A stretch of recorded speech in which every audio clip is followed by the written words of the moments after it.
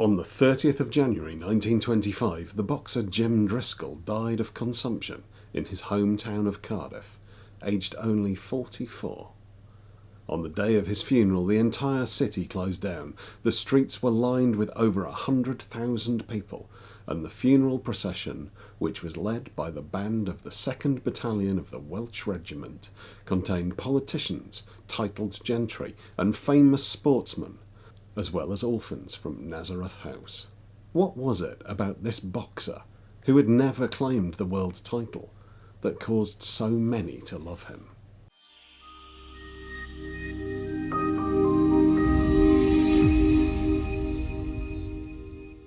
Jim was born to poor Irish immigrant parents in Cardiff in 1880. Before his first birthday, his father, Cornelius Driscoll, died in a tragic accident at work. His mother was forced to move into a boarding house with all 4 of her children, which they shared with 9 other people. He grew up in a life of grinding poverty. His mother scraped a living shoveling rotten food from the hulls of cargo ships in the docks. Aged 11, Jim got a job working in a printing company, but in no more than a year discovered a way to make much more money. At the age of 12, he stepped into the ring at a local fair to see if he could last 60 seconds against the champion. He did, without any trouble, and for the next 3 years made a reasonable living touring boxing booths at fairs and carnivals in the city. When Jim was 15, Jack Scarrett, the man who ran the booths in Cardiff, fed up with having to constantly pay out to Jim, tried to recruit him as a champion. It took him 2 years. Jim spent 4 years perfecting his trade as part of Black Jack Scarrett's team, and turned professional in the start of 1901. He managed 37 professional fights without a loss. 5 years later, he was British champion. 2 years after that, he added the Commonwealth title to his name and set off to conquer America. The combination of his impeccable dress sense in and out of the ring and his remarkable ability in it meant he rapidly became a favourite with the fans, earning the nickname of Peerless Jim, though in Cardiff he was still known as the Prince of Wales. In 1910 he faced Abe Attle for the world title. It went the distance, with all naming Driscoll as the winner, but there was a no-decision rule in place for the title, and so without a knockout, Jim was unable to claim the belt. He was offered a rematch, but turned it down in order to perform in an exhibition match in aid of the orphans at Nazareth House in Cardiff.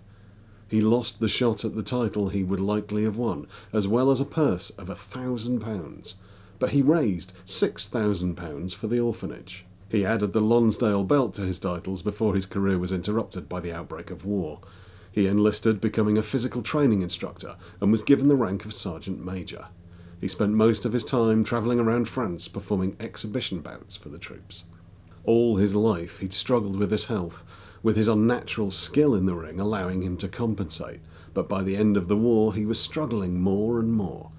He only fought 3 more times, with his last bout a loss to Charles Ledoux for the then vacant European title.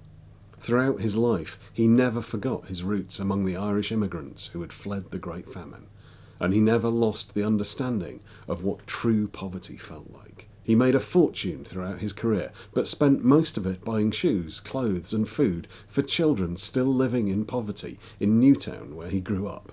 He managed to do what so few others did, to be accepted by everyone on both sides of the Atlantic, rich and poor alike. He transcended his origins as an almost destitute son of Irish immigrants, without ever leaving them behind.